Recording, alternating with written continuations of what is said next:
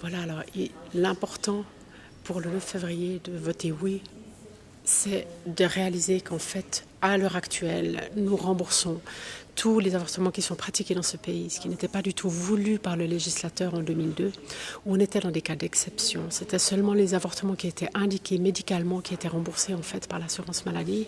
Aujourd'hui, ce sont les plus de 11 000 avortements pratiqués chaque année qui sont remboursés en toute légalité.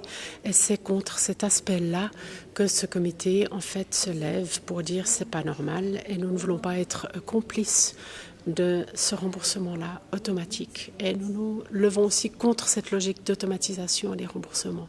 Nous voyons dans les pays voisins d'ailleurs, que ce soit en Autriche ou en Belgique, que là où il n'y a pas de remboursement automatique, les choses se passent très bien. Il n'y a pas pour autant plus d'avortements qui sont pratiqués dans l'illégalité. D'ailleurs, quelle femme voudrait avorter illégalement alors que l'avortement est légalement autorisé en Suisse? Ce n'est pas une question qui se pose de cette manière-là.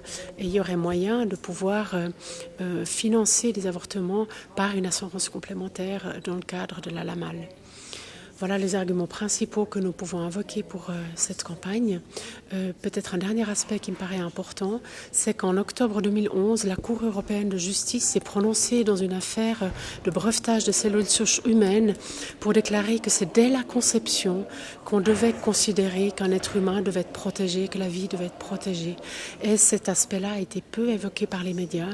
Et je pense que c'est très important. On a un signal clair dans le temps qu'on doit respecter la vie humaine et qu'il y a d'autres solutions qui existent que l'avortement automatique qui déresponsabilise la femme.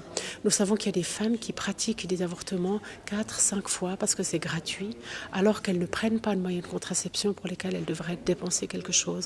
Et ça, c'est quelque chose qui est tout à fait anormal et contre lequel nous nous érigeons. Voilà, je vous invite à venir vous rendre aux urnes le 9 février prochain en masse et venir voter oui à l'initiative pour le financement de l'avortement.